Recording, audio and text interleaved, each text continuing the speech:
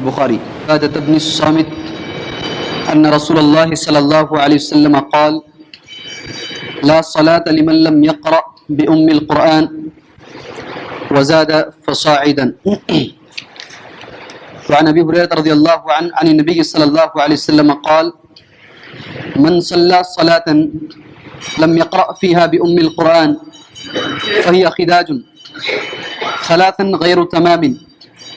فقيل لأبي هريرة إنا نكون وراء الإمام فقال اقرأ بها في نفسك فإني سمعت رسول الله صلى الله عليه وسلم يقول قال الله عز وجل قسمت الصلاة بيني وبين عبدي إلى آخر الحديث رواه مسلم. حضرت ابو ہریرہ رضی اللہ تعالیٰ عنہ بیان کرتے ہیں کہ رسول اکرم صلی اللہ علیہ وسلم نے فرمایا جس نے نماز میں سورہ فاتحہ نہیں پڑھی تو اس کی نماز پوری نہیں ہوئی بلکہ اس کی نماز ناقص رہی. یہ جملہ آپ صلی اللہ علیہ وسلم نے 3 بار ارشاد فرمایا. لوگوں نے پوچھا کہ جب ہم امام کے پیچھے ہوں تو کیا کریں؟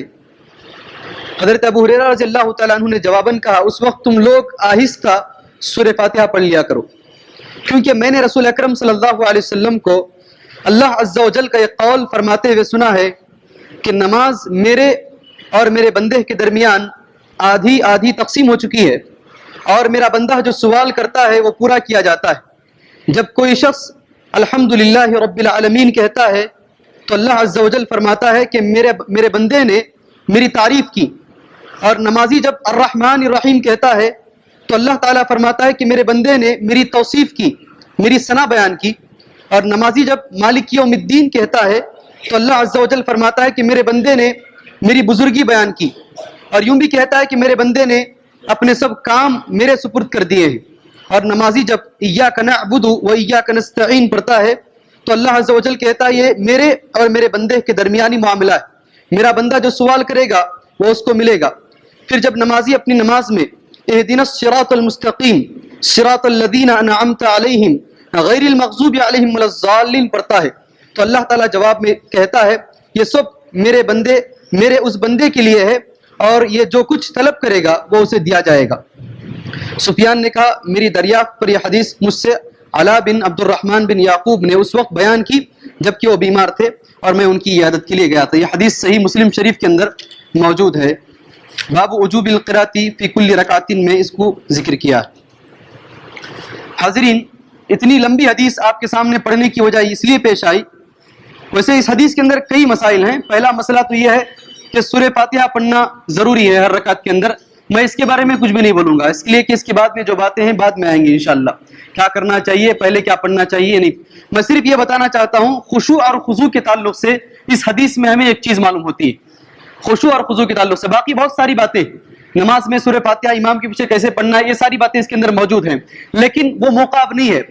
ہم جس بحث میں چل رہے ہیں، ہماری جو باتیں چل رہی ہیں وہ نماز میں اللہ کا ڈر، نماز میں خشوع اور خضوع کیسے پیدا کیا جائے، بس یہی ہے. کوئی آدمی یہ نہ کرے مولوی صاحب تمہیں حدیث پڑھے ہیں وہ نہیں بتائے یہ نہیں بتائے بعد میں بتاتی ہے، یہ نہیں. انشاءاللہ بعد میں آئے گی. آپ پر یہ ذمہ داری ہے کہ آپ لگاتار دروسوں کو یعنی آتے رہیں دروسوں میں. انشاءاللہ آپ کو ساری باتیں وقتاً فوقتاً ترتیب کے ساتھ مل جائیں گی انشاءاللہ.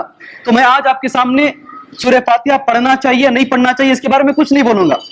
آج مجھے یہ بتانا ہے نمازی جب نماز میں کھڑا ہوتا ہے تو اس کے ذہن میں یہ خیال ہونا چاہیے کہ میں جب سورہ فاتحہ پڑھتا ہوں تو اللہ تبارک و تعالیٰ میرا جواب دے رہا ہے. بس یہی بات مجھے آپ کو بتانی. نمازی جب نماز میں کھڑا ہوتا ہے اور جب سورہ فاتحہ پڑھتا ہے، پڑھنا واجب ہے یہ الگ بات ہے، یہ الگ مسئلہ ہے، یہ آپ اپنے ذہن میں رکھیں. نمازی جب سورہ فاتحہ پڑھتا ہے تو ہر ایک آیت میں آپ اپنے ذہن میں یہ لے کر کے آئیں کہ اللہ تبارک و تعالیٰ عرش پر میرا جواب دے رہا ہے. آپ اگر یہاں پر الحمدللہ رب العالمین یہ پڑھتے ہیں تو اللہ تبارک و تعالیٰ آپ کا جواب دیتا ہے کہ بندے نے الحمدللہ، بندے نے میری تعریف کی. الرحمن الرحیم جب آپ پڑھتے ہیں تو آپ اپنے ذہن میں لے کر کے آ جائیں یہ بات کو کہ اللہ تبارک و تعالیٰ میرے پڑھنے کے بعد اللہ بول رہا ہے، میرے پڑھنے کے بعد اللہ کہہ رہا ہے کہ میرے بندے نے میری تعریف بیان کی. تو آپ جب نماز میں کھڑے ہوں گے اور یہ پڑھتے ہوئے یہ ذہن میں لے کر کے آ جائیں گے تو آپ کی نماز میں آپ کا خیال رہے گا. بس آپ کی ہونٹ ہل رہے ہیں، زبان دماغ کہیں اور ہے، تو پھر آپ کے ذہن میں خیال نہیں آ سکتا. آپ کے ہونٹوں کے ساتھ آپ کے دماغ کا رہنا ضروری ہے. آپ اپنے دماغ میں یہ خیال کو لے کر کے آئیے, اپنے دماغ میں اس خیال کو پیوست کیجئے, میں جب یہ لفظ پڑھ رہا ہوں, کیا لفظ الحمدللہ رب العالمین پڑھ رہا ہوں, تو اللہ تبارک و تعالیٰ میرا جواب دے رہا ہے کہ نہیں؟ یہ ذہن میں تصور لانا چاہیے.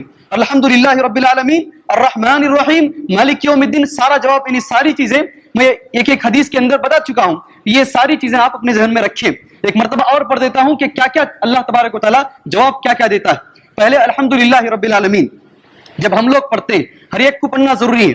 جب ہم لوگ پڑھتے ہیں امام بھی اور مقتدی بھی, تو اللہ تبارک و تعالیٰ کہتا ہے کہ بندے نے میری تعریف بیان کی. کیا کہتا ہے اللہ تبارک و تعالیٰ؟ بندے نے میری تعریف بیان کی. اور یہ کہاں کہتا ہے اللہ تبارک و تعالیٰ معلوم ہے؟ کہاں کہتا ہے؟ ذرا زور سے بولو. عرش پر, اس لیے کہ اللہ تبارک و تعالیٰ عرش پر ہی مستوی ہے, عرش پر ہی مستوی ہے اللہ تبارک و تعالیٰ. وہاں سے اللہ تبارک و تعالیٰ کہتا ہے فرشتوں کی محفل میں کہ بندے نے میری تعریف کی. الحمدللہ رب العالمین الرحمن الرحیم, جب دوبارہ آپ الرحمن الرحیم کہتے ہیں تو اللہ تبارک و تعالیٰ کہتا ہے بندے نے میری ثنا بیان کی. بندے نے میری ثنا بیان کی. تعریف اور ثنا دونوں ایک ہی. الرحمن الرحیم مالک یوم الدین, جب یہ کہتے ہیں آپ, تو آپ اپنے ذہن میں لا لیں, میں جب مالک یوم الدین پڑھ رہا ہوں تو اللہ یہ بول رہا ہے. اللہ تبارک و تعالیٰ کیا کہتا ہے؟ اللہ تبارک و تعالیٰ بندے نے میری بزرگی بیان کی. بندے نے میری بزرگی بیان کی. ایک اور حدیث میں آتا ہے کہ بندے نے ساری چیزوں کو میرے حوالے کر دیا. یہ آپ اپنے ذہن میں لائیں. ایک ایک آیت پڑھتے ہوئے ایک ایک تصور آپ اپنے ذہن میں لاتے رہیں. مالک یوم الدین ایاک نعبد و ایاک نستعین, ایاک نعبد و ایاک نستعین. یہاں آپ تصور لے کر کے آ جائیں کہ بندہ مجھ سے سوال کر رہا ہے اور بندہ جو کچھ مانگے گا میں دوں گا. ایاک نعبد و ایاک نستعین. اس کے بعد میں اہدنا الصراط المستقیم صراط الذین انعمت علیہم غیر المغضوب علیہم ولا الضالین. یہ پورا پڑھنے کے بعد اللہ تبارک و تعالیٰ جواب دیتا ہے میرے بندے کو میں وہ ساری چیزیں عطا کروں گا جو بندے نے مانگا ہے. یہ تصور آپ کی نماز میں آنا چاہیے. سورہ فاتحہ پڑھتے ہیں, سورہ فاتحہ پڑھتے ہوئے یہ تصور آنا چاہیے کہ میرے ایک ایک لفظ کا جواب اللہ تبارک و تعالیٰ دے رہا ہے. تو اس سے آپ کی نماز کے اندر خشوع اور آپ کی نماز کے اندر خضوع پیدا ہوگا. ایک چیز اس کو ملا لیجیے. چوتھی چیز میں آپ کے سامنے بتایا ہوں. پہلی چیز میں نے کہا اطمینان ہونا چاہیے. دوسری چیز میں نے کہا نماز میں موت کو یاد کرنا چاہیے. تیسری چیز میں نے کہا کہ قرآن مجید کو نماز میں ٹھہر ٹھہر کر, اور جو رونے کی آیت ہے, مانگنے کی آیت ہے, وہاں مانگ کر کے پڑھنا چاہیے. یہ چوتھی چیز ہے. نماز میں خشوع کیسا پیدا کریں, چوتھی چیز ہے. سورہ فاتحہ کو پڑھتے ہوئے یہ تصور لے کر کے آ جائیں کہ اللہ تبارک و تعالیٰ میرا جواب دے رہا ہے. یہ چوتھی چیز. پانچویں چیز ایک چھوٹی چیز ہے, بتا کر اپنی بات کو ختم کر دوں گا انشاءاللہ. پانچویں چیز نماز میں خشوع کیسے کریں, کیسے پیدا کریں. تو یہاں پر شیوخ اور علماء اور سلف صالحین کہتے ہیں نماز میں خشوع پیدا کرنے کے لیے آدمی کو چاہیے, مصلی کو چاہیے کہ جو سترہ ہے سترے سے قریب کھڑا ہو جائے. سترے سے قریب کھڑے ہونے سے آدمی کی نماز میں خوف اور خشوع پیدا ہوتا ہے. سترہ معلوم ہے؟ سترہ معلوم ہے؟ نہیں ہے, نہیں معلوم ہے. یہ لوگ منی نہیں اپنا چہرہ ہلا رہے ہیں کہ نہیں معلوم ہے. سترہ کہتے ہیں آپ نماز پڑھنے سے پہلے کوئی چیز ایک تیر کے برابر اتنی اونچی ہونی چاہیے. لکیر وکیر نہیں چلے گی. یہ حصیر کی لکیریں ہو یا کچھ ایسی چیزیں ہوں جو تیر سے چھوٹی ہو نہیں چلے گی. کم سے کم ایک تیر کے برابر ہونی چاہیے. اتنی چیز آپ اپنے سامنے رکھے. نمازی کو چاہیے کہ وہ اپنے سامنے رکھے. میں پہلے حدیث پڑھا ہوں یہ, لیکن حدیث کا ترجمہ میں اب کر رہا ہوں. اپنے سامنے رکھے. تو آپ جتنا قریب ہوں گے سترے سے, آپ کی نماز میں اتنا خشوع پیدا ہوگا. آپ اس سترے سے جتنا قریب ہوں گے, مثال کے طور پر صحیح بخاری کے اندر کہا گیا ہے کہ آپ سترے سے کم 3 گز, یعنی اس ہاتھ کو گز بولتے ہیں, انگلی سے لے کر کے یہ کوہنی تک 1 گز ہے. 3 گز آپ سترے اور اپنے پیروں کے درمیان جگہ رکھیں گے. تو جتنا قریب, یعنی وہ آخری حد ہے, تو جتنا قریب آپ اپنے سترے سے کھڑے ہو جائیں گے اتنا خشوع آپ کے اندر پیدا ہو جائے گا. اس لیے کہ کیوں پیدا ہوگا, حدیث شریف ملحوظ و پہلے کہا ہوں, پوری حدیث ریکارڈ ہیں, پھر بھی ایک مرتبہ کہہ دیتا ہوں. اللہ کے نبی صلی اللہ علیہ وسلم نے فرمایا ہے جو آدمی نماز پڑھتا ہے اس کو چاہیے کہ وہ سترے سے قریب ہو جائے. کیوں؟ اگر کوئی آدمی اس کے اندر سے جانا چاہے, سامنے سے گزرنا چاہے, تو آپ نے فرمایا اس کو روکو. اگر نہیں رک رہا ہے تو اس سے لڑو, ہٹاؤ اس کو سختی کے ساتھ. آپ نے ایک لفظ استعمال کیا, کیوں؟ اس لیے کہ اس کے ساتھ میں شیطان ہے. تو جو آدمی سترے سے قریب کھڑا ہوگا تو شیطان سے دور ہوگا.